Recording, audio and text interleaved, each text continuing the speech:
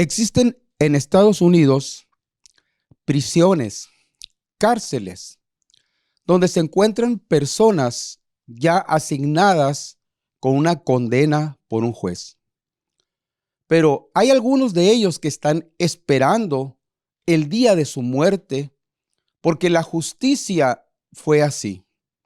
Su mal fue tan grande, tan devastador. Su mal provocó la muerte de algunas personas, hiriendo, ¿verdad?, el corazón de las familias, y se les asignó la pena de muerte.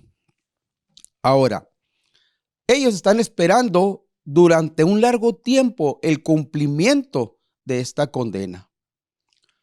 Y ese día, muchos de ellos son entrevistados. Algunos comentan: yo le pedí a un ministro que viniera a platicar conmigo, porque sentí en mi corazón la necesidad de ponerme a cuentas con Dios. He herido, ¿verdad?, a familias. Algunas de ellas han sido mi propia familia. Les he amado y he ocasionado un daño tan grande que estoy arrepentido. Estoy consciente de ello. Pero también ellos comentan algo. Dicen que algún día todos vamos a morir. Y es cierto. Pero ellos comentan que cuando ya sabes el momento, la hora, el minuto exacto de tu muerte, entran en una crucial angustia en sus corazones, una ansiedad. Cada minuto, ¿verdad?, que ellos están viviendo, lo consideran muy largo y muy doloroso. Ellos consideran que ese tiempo de espera es tan crucial en sus vidas que a veces hay temor. Hay en sus corazones una desesperanza y una angustia de muerte aún antes de que la experimenten biológicamente. Ahora, ¿por qué sucede eso? Porque cuando ya una persona, por causa de haber transgredido la ley y ha sido asignada esa sentencia de muerte, ellos saben y reconocen que delante de Dios no están bien. Por causa de su desobediencia, la ley les ha asignado esa situación y que no va a haber forma de escapar de ella. Ahora, esa es la ley que hace una referencia del hombre, pero dice en la Escritura, en Romanos 13:3, porque los magistrados no están para infundir temor al que hace el bien, sino al malo. ¿Quieres pues no temer a la autoridad? Haz lo bueno y tendrás alabanza de ella. Porque el servidor de Dios para tu bien es, pero si haces lo malo, teme, porque no en vano lleva la espada, pues es servidor de Dios, vengador para castigar al que hace lo malo. Eso es el designio de la ley del hombre. Así lo refirió Dios. Ahora, la Biblia dice algo. Dice en Ezequiel 18:4, he aquí que todas las almas son mías, como el alma del Padre. Así el alma del Hijo es mía. El alma que pecare, esa morirá. Hay una consecuencia también de parte de Dios cuando se infringe su mandamiento. Dice la Escritura aquí claro, el alma que pecare, esa morirá. ¿Y qué es el pecado? Es errar al blanco. Cuando al hombre se le da de parte de Dios una dirección, cuando al hombre se le da una instrucción de cómo hacer las cosas y cómo darle la continuidad y cómo debe de permanecer de acuerdo al mandamiento de Dios, el desobedecer es errar al blanco y Dios lo considera pecado. Así que muchas personas, yo lo veo y he platicado con ellos, que ellos dicen, pues yo creo que Dios es malo. ¿Por qué? Porque no lo creo muy justo, ¿verdad? Que porque hice algo que a veces yo no lo considero tan malo. Ellos dicen, no lo considero tan malo en lo personal. No considero que Dios sea justo, ¿verdad? Y que Él me diga que eso es pecado. Así se trata el corazón del hombre. No hay en el corazón del hombre, ¿verdad?, ese acuerdo, esa constancia que Dios quiere que se tenga referente a obedecer la voz de Dios y de reconocer cuando se le falta. Muchos, no pocos, no reconocen su maldad.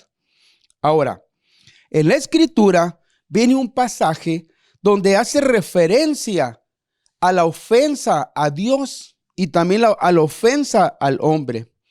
Los israelitas, dice en Números 21:4, salieron del monte Hor por la ruta del Mar Rojo, bordeando el territorio de Edom. En el camino se impacientaron. Estaban cruzando un desierto, pero en ese desierto estaba la presencia de Dios. Les cubría en la noche fría, una noche tan gélidas, tan bajas las temperaturas, que había una nube de fuego que les cubría. Y en el día, un calor tan sofocante, tan intenso, había una nube que les cubría de ese calor. Pero ¿qué ocurría con ellos? Había en su corazón falta de agradecimiento a Dios. Y ellos contaminaban unos a otros y murmuraron contra Dios. Y dice en el 21:5, y comenzaron a hablar contra Dios y contra Moisés. ¿Para qué nos trajeron ustedes de Egipto a morir en este desierto? Aquí no hay pan ni agua, ya estamos hartos de esta pésima comida. Y estaban hablando de la sustancia, ¿verdad?, con que Dios los sostenía, y era ese maná, que cada día lo recogían. No tenían que trabajar, únicamente recogerlo, pero hay un corazón desagradecido. Y actualmente es lo mismo. Por eso el Señor mandó contra ellos serpientes venenosas para que los mordieran. Y muchos israelitas murieron. Ellos tuvieron temor, se espantaron y reconocieron que habían hecho algo mal delante de Dios. Fue un momento de angustia para ellos y se acercaron a Moisés. Y el pueblo le dijo: hemos pecado al hablar contra el Señor y contra ti, Moisés. Ruégale al Señor que nos quite esas serpientes. Y Moisés intercedió por el pueblo delante de Dios. Fue y clamó por ellos. Porque Dios es un Dios lento para la ira y grande en misericordia, y su corazón siempre está dispuesto a perdonar esa falta, ese pecado, esa desobediencia, el errar al blanco. Y el Señor le dio unas instrucciones a Moisés y le dice: hazte una serpiente y ponla en un asta. Todos los que sean mordidos por esas serpientes que le están causando la muerte y la miren, ellos vivirán. ¿Qué significa esto? Que el pueblo de Israel, al rebelarse contra Dios, esas serpientes eran la paga del precio de su pecado. Muerte, solo muerte. Y la serpiente de bronce que fabricó Moisés y la colgó en un asta era el símbolo de su pecado, por medio del cual ellos lo miraban y reconocían sus ofensas, su transgresión. Con solo mirarle recibían el perdón y no morían. El uso de la fe. Qué grande es Dios en su misericordia y qué compasivo, porque según la referencia, ellos no merecían, ¿verdad?, que de alguna forma, por haberse rebelado contra Dios, Dios les amara y les perdonara. Ya había algo en contra de ellos, dice la Escritura: el alma que pecare, esa morirá. Pero Dios, en su grande misericordia y en su gracia, lo hizo de esta manera. Pero ¿qué sucede? En el Nuevo Testamento, en Juan 3:13, dice la Escritura: nadie subió al cielo sino el que descendió del cielo, el Hijo del Hombre que está en el cielo. Y como Moisés levantó la serpiente en el desierto, así es necesario que el Hijo del Hombre sea levantado, para que todo aquel que en él cree no se pierda, mas tenga vida eterna. Para que todo aquel que le mire, porque Jesús se hace pecado. Jesús se hizo maldito, porque dice la Escritura: maldito todo aquel que es colgado de un madero, por causa de nosotros. Él no cometió pecado, pero se hizo pecado llevando nuestros pecados por causa de nuestras desobediencias.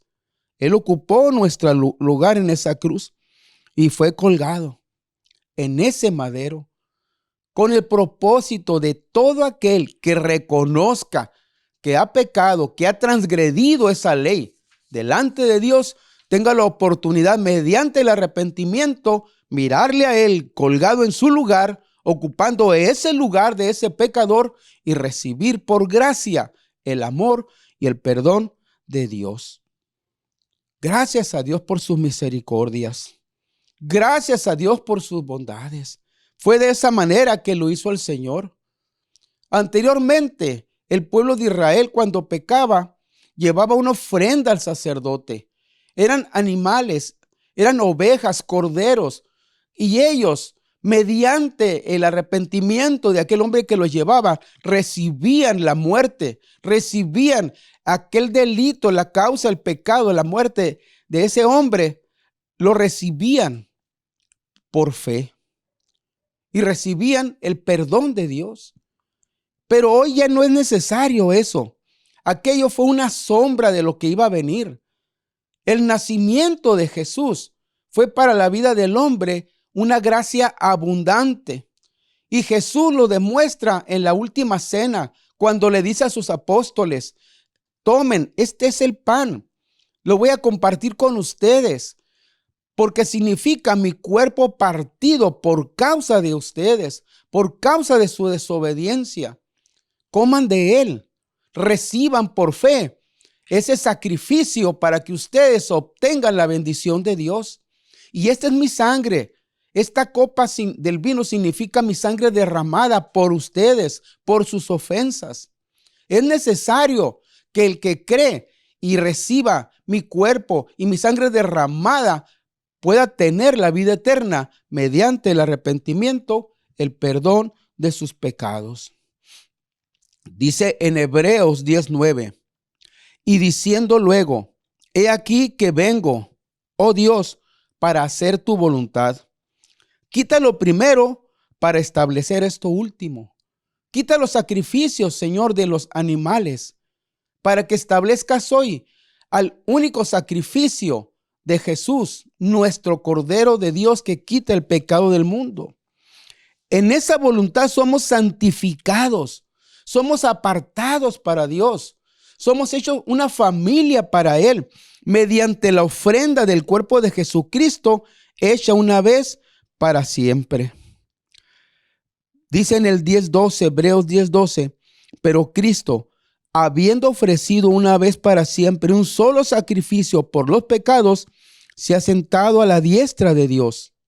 Jesús de Nazaret, el Verbo encarnado, es el Cordero de Dios que quita nuestros pecados y nos podemos apropiar de Él. ¡Qué bendición! Dice en Primera de Pedro 3:18, porque también Cristo padeció una sola vez por los pecados. ¿Tú crees que eres justo? ¿Tú y yo nos consideramos buenas personas delante de Dios? Si la Escritura dice que tenemos una de herencia de pecado, la recibimos de parte de Adán. No es necesario ahorita que el hombre se considere limpio y puro para merecer el cielo, no. Ya tenemos ese pecado y le agregamos nuestras propias injusticias, nuestras propias maldades. Porque dice la Escritura, porque también Cristo padeció una sola vez por los pecados, el justo por los injustos, para llevarnos a Dios, siendo a la verdad muerto en la carne, pero vivificado en el Espíritu. Aquí está la respuesta. Tal vez en este tiempo tú no te puedas mirar como esas personas que están en esa prisión y tú no tengas ahorita una fecha, un horario, un minuto donde tú sepas que vas a morir. Pero sí, ten claro y entendido en tu corazón que si tú no encuentras de parte de Dios su perdón, su amor y su gracia, no tienes parte con Él. ¿Por qué? Porque está la condenación para ti. Así como esos presos que en la última momento, y ellos le llaman el túnel de la muerte, donde ellos van a pasar de su celda y van a ir a ese lugar donde serán ejecutados. Y esa angustia que los consume, ese horror, ese temor, aunque tú aparentemente no lo identifiques, pero también debiera estar en ti si no tienes el perdón y el amor de Dios. Él es la respuesta para nosotros. ¿Y qué hacer? Pues reconocer que estamos faltos.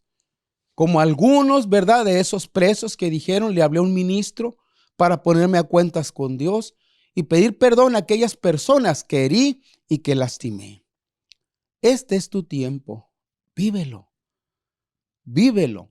Porque de parte de Dios tendrás la vida eterna, a pesar de que haya pecado en tu vida y que seas un homicida o que estés falto delante de Dios, cualquiera que sea tu desobediencia, pero no hay pecado que el Señor no pueda perdonar a través de su sangre. Nos limpia de pecado y nos libra de toda maldad. Y puedes decirle al Señor, Señor, yo sé que no estoy preso, que no son rejas, ¿verdad?, naturales, pero sé que estoy preso del pecado. Y así como aquellas serpientes que dieron muerte por la desobediencia al pueblo de Israel, yo renuncio en esta hora a mis ofensas para que ese pecado no consuma mi vida y yo pierda la vida eterna que tú me ofreces en esa cruz. Te doy gracias, Señor. Perdona mis ofensas en el nombre de Jesús. Amén y amén.